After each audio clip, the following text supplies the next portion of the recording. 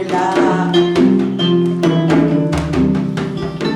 Le royaume de la savane ancestrale. Elle se mue en conte pour apporter à vos oreilles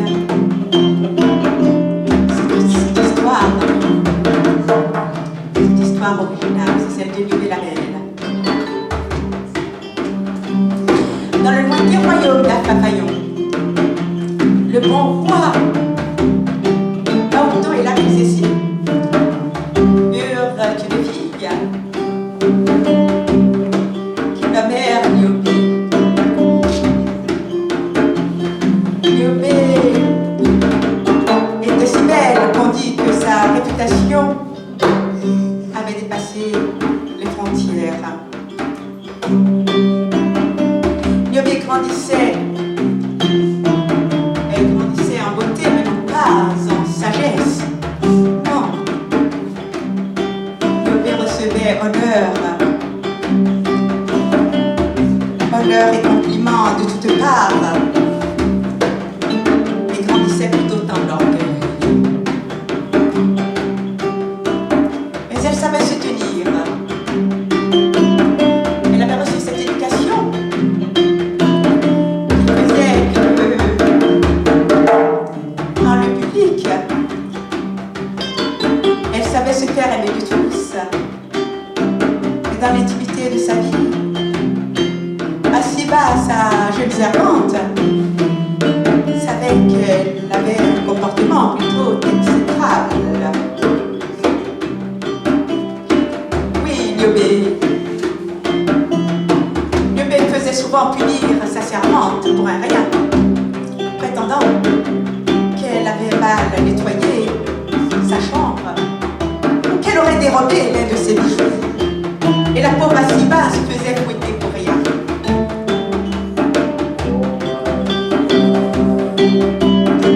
Niobé était belle, mais non pas agréable à vivre. Et Niobé arriva à un âge d'être mariée. Alors, le bon roi Aouton et la reine Cécile envoyèrent des émissaires annoncer partout la bonne nouvelle. Accoururent alors des prétendants du nord, du sud, de l'est, de l'ouest et même d'ailleurs, prétendons, à la conquête de la belle, la princesse Louise. Mais Niobé est capricieuse comme tout. Niobé le trouvait coquet à son goût. Elle trouvait celui-ci trop quelconque, celui-là sans la moindre prestance, et celui-là encore d'une intelligence plus inacceptable.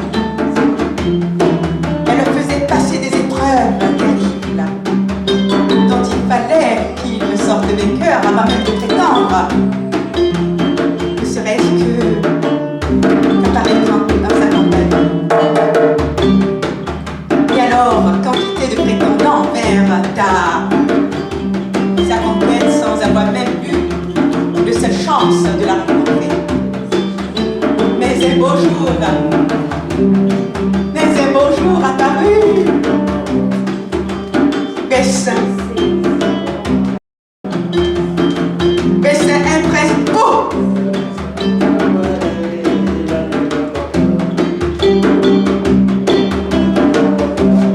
dynamique, agile, en tout point, qui réussit tous les défis auxquels l'avait soumis Niobé. Bon chasseur, il s'avéra un excellent tireur à l'arc. Et un coureur hors pair, avec bien d'autres qualificatifs encore.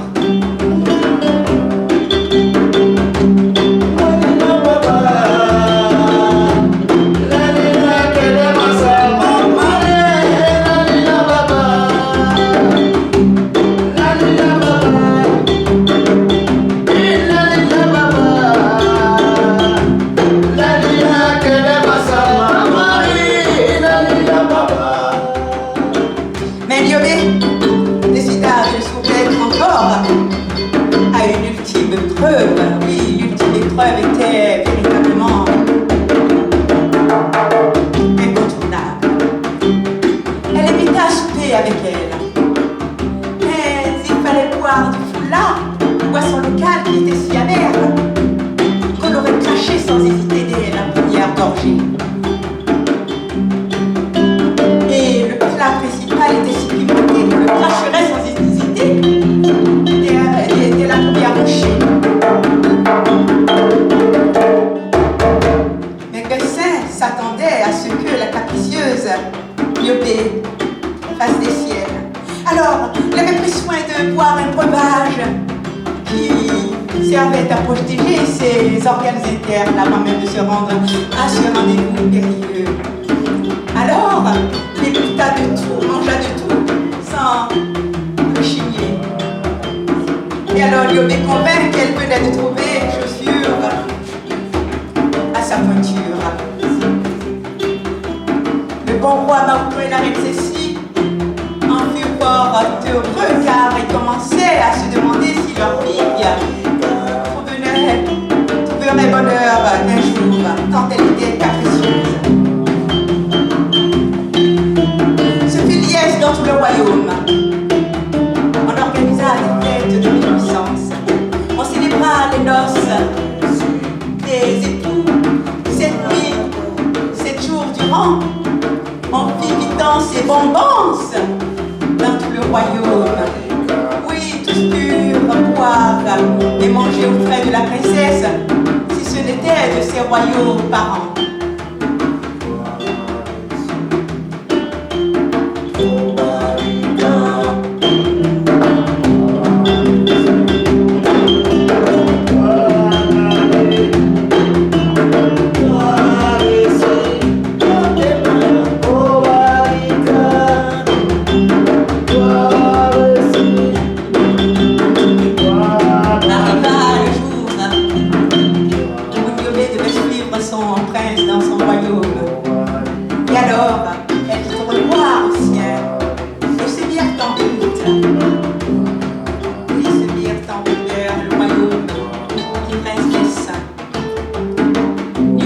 Revêtait encore ses habits de noces. Mais ils marchèrent longtemps à travers des chemins rocailleux et boueux. Et Niobé, qui n'était pas habitué à un tel traitement, s'épuisait. Oui, elle s'épuisait. Elle trébuchait, me suivait, ne pouvant se permettre d'être capricieuse vis-à-vis de son époux qui n'était encore qu'un étranger pour elle. Au bout de 3 jours de ce traitement rude et inattendu, Niobé demanda à son époux, mon bon prince, quand arriverons-nous à destination? Et celui-ci lui répondait, patience, ma bien-aimée.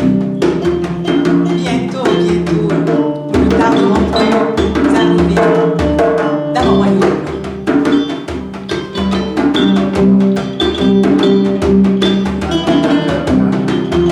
Et il poursuivait ainsi. Jusqu'au moment où ils arrivèrent à la hauteur d'une vieille dame, des penaillés borgnes, recroquevillés sur elle, au bord du chemin, tendant la main en mendiant. Le prince était déjà bien loin. Et lorsque la princesse arriva au niveau de la vieille femme, celle-ci la grippa. Mais Niobé la rejeta, se précipita à la suite de son prince en insultant la pauvre femme. Vieille chouette visqueuse et ratatinée, si tu tiens à la vie, ne t'avise plus jamais de mettre de poser tes sales mains sur moi, lui dit-elle en poursuivant sa route.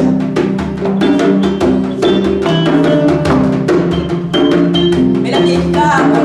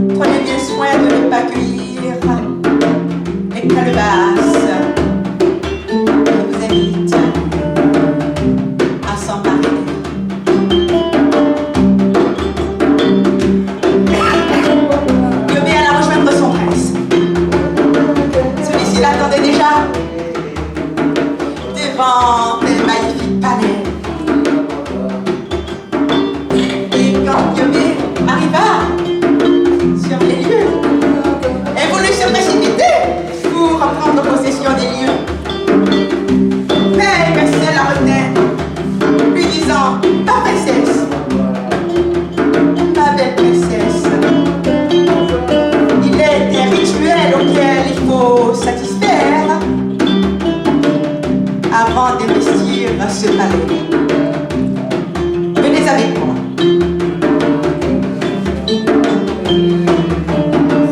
Et il l'amena dans un champ dans lequel se trouvaient des calebasses. Deux rangées de calebasses, les unes faisant face aux autres. Et en effet, d'un côté se trouvaient les calebasses qui criaient tout en tournoyant sur elles-mêmes: cueillez-moi, cueillez-moi, cueillez-moi, cueillez-moi. Des calebasses parlantes. A-t-on jamais vu une chose pareille? Des calebasses qui parlent. Et en face d'elles, les calebasses normales, qui ne disaient rien, se contentaient d'être des calebasses.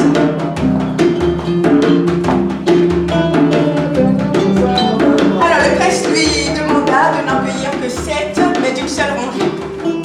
Ce qui veut dire qu'elle ne pouvait pas prendre, par exemple, 2 calebasses silencieuses et 5 parlantes, où c'était 7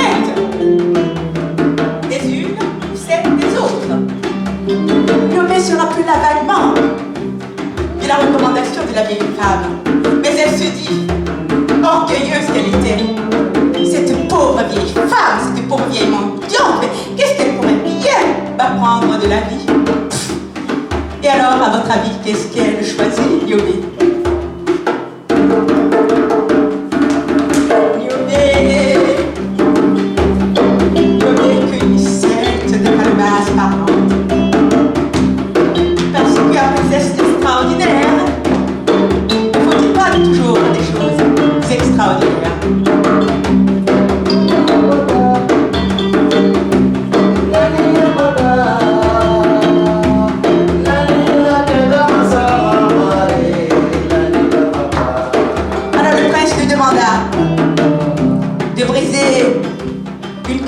À chaque étape jusqu'à la dernière. Alors dans son empressement de prendre possession de son futur palais, Niobé jeta la première pierre contre une pierre et elle se retrouva dans un endroit lugubre, sombre, sans âme qui vive.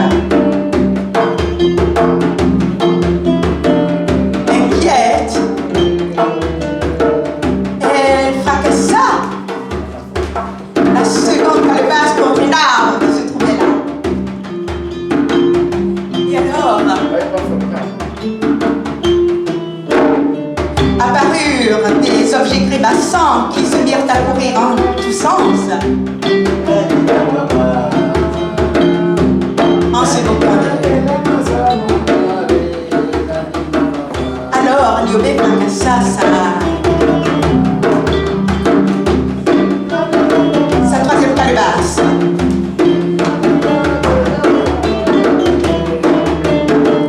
Et là apparurent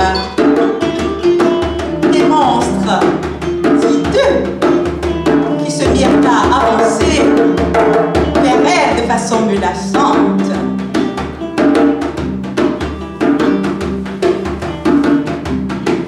Niobé, effrayé, fracassa aussitôt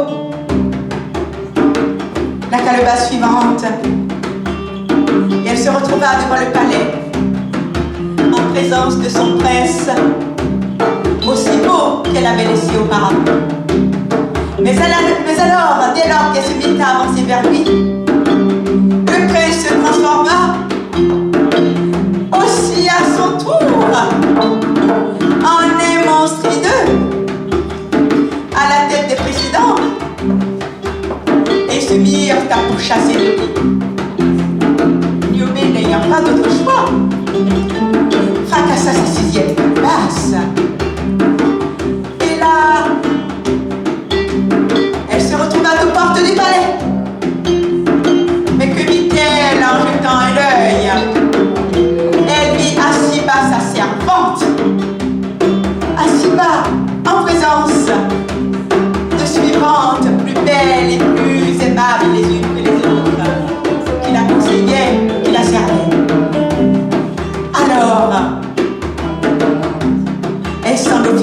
commandement.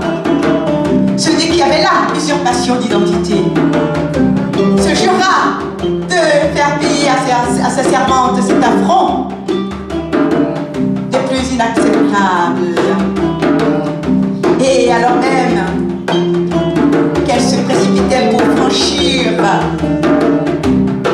les portes du palais, une force extraordinaire la ramena de l'autre côté, sans qu'elle sût jamais comment c'était possible. Et alors elle se retrouva en présence des monstres et de son époux qui la pourchassaient. Niobé contempla, désespéré, sa dernière calebasse. Toute son existence reposait en ce que lui offrirait la vie après qu'elle ait brisé celle-là. Alors Niobé, n'ayant pas d'autre choix, brisa la dernière calebasse. Et elle se retrouva, mes amis, elle se retrouva dans une misérable demeure dont les murs étaient faits d'un mélange d'excréments et de bouffe. Et elle-même n'était plus vêtue que de l'orque. Et elle se trouvait en présence de son prince, qui n'était plus qu'un monstre, en compagnie de ses compères. Et les créatures, les objets crevassants étaient tous dans la cour, ricanant et se moquant d'elle, mais ne lui voulant aucun mal, lui disant tout simplement: Niobé, Niobé la belle, eh bien tu ne mérites que ce triste sort pour avoir été aussi orgueilleuse. Et il lui disait alors: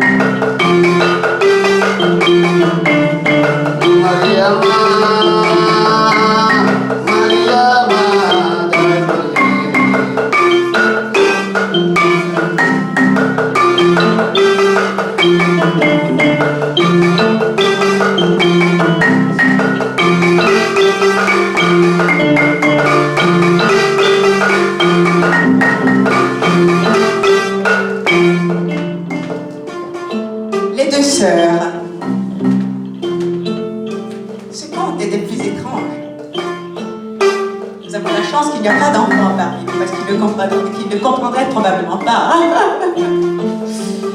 Les deux sœurs.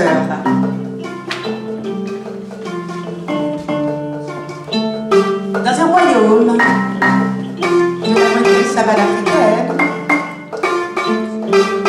vivaient deux sœurs jumelles, deux princesses. Elles se ressemblaient comme deux gouttes d'eau. Mais l'une d'elles était si coquette et avait un tel besoin de reconnaissance qu'elle passait son temps à se maquiller et à vouloir attirer les regards. Et bien souvent, elle aimait provoquer sa sœur, lui disant « Reconnais-le, reconnais-le que je suis la plus belle de nous deux, tu le vois bien, c'est moi la plus belle !» Alors sa sœur riait à s'entendre les boyaux. Parce que cela n'avait pas de sens, tant elles se ressemblaient. Mais voyant que sa sœur en prenait ombrage, elle finissait par lui concéder que des deux, c'était bien elle la plus belle. Et alors, elles pouvaient retourner jouer ensemble. Et alors, elles étaient à nouveau amies. Et la vie suivait son cours ainsi. Jusqu'au jour où elles arrivèrent à l'âge d'être mariées.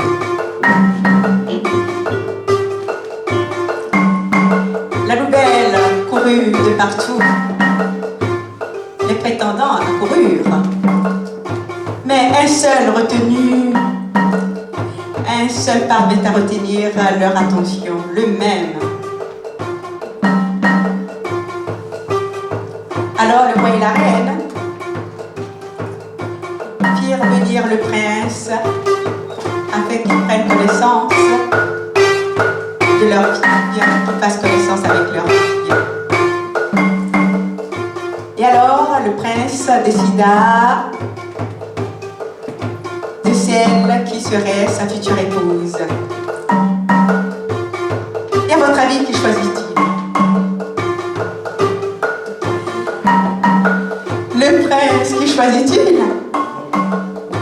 Mais il n'y avait pas de moche. Elles étaient toutes les deux belles, mais il y en avait une qui voulait qu'on la reconnaisse comme étant la plus belle, tout simplement.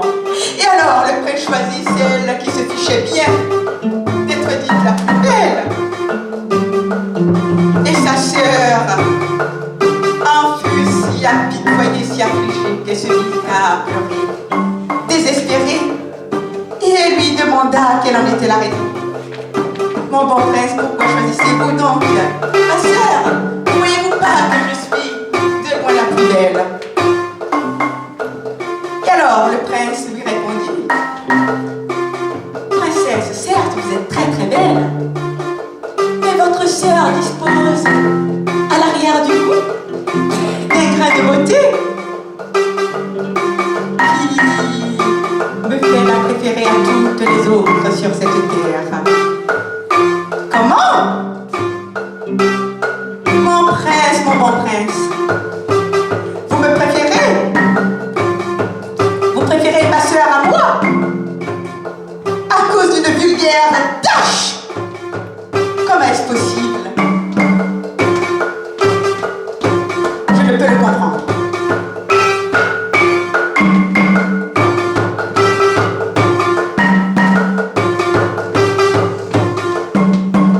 Alors le prince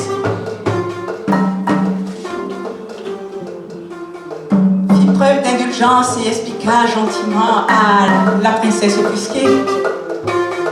Mais il ne s'agit point d'une vulgaire tâche. Ce grain de beauté, j'aime à me dire, à me rappeler qu'elle est la seule à en disposer d'un à cet endroit précis de son corps sur toute la terre. Et cela fait toute la différence. Alors, la princesse devint inconsolable et se mit à pleurer de plus belle. Et c'est alors que sa sœur intervint et s'adressa au prince, lui disant: Prince, mon bon prince, si vous m'aimez vraiment autant que vous le prétendez, épousez-nous donc toutes les deux. Parce que, comprenez-vous, je ne pourrais concevoir la vie sans ma sœur jumelle. Elle est mon double. Je n'ai jamais vécu qu'avec elle. Et sans elle, je ne sais ce que serait ma vie. Et alors, avec l'accord de sa sœur jumelle, le prince les épousa toutes les deux. Et il paraît qu'ils vécurent heureux dès lors. Étrange. Et oui, dans certains pays, la polygamie permet ce genre de choses. Et cette histoire, c'est simplement pour dire que l'amour est plus fort que tout le reste. L'amour dépasse les frontières, qu'elles soient matérielles et immatérielles. L'amour d'une sœur n'a pas son égal, n'a pas son pareil. J'imagine que les hommes sont heureux de cette histoire, bien mieux que les femmes. Mais bon, ce n'est qu'une histoire pour dire que, avec amour, on peut beaucoup pour ne pas dire tout. Merci.